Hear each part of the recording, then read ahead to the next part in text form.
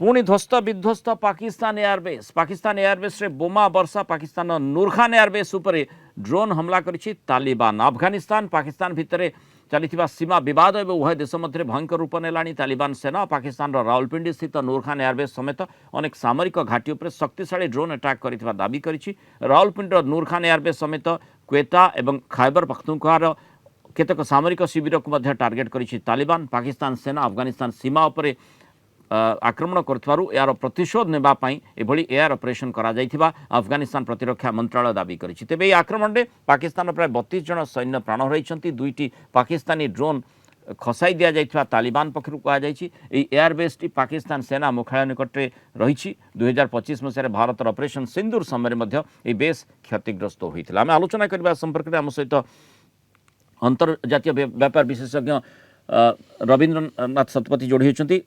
Professor Satpathy स्वागत करी आलोचना को।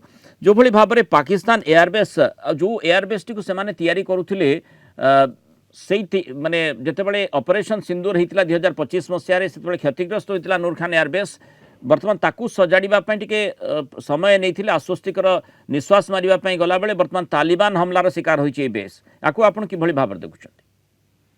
देखो रावलपिंडी जो नूरखा विमान घाटी से पूरा डीप पाकिस्तान भितर से जोटा डीप पाकिस्तान भितर रही भीतर को जदि अफगानिस्तान ड्रोन माड़ हो पारा ताने केते असुरक्षित जो सामरिक घाटी गुड़िक रही व्यतीत खाली से नुहे अन्य जो देश भितर जो जो विमान घाटी अच्छी जोड़िक गुरुत्वपूर्ण विमान घाटी सेगुड़िक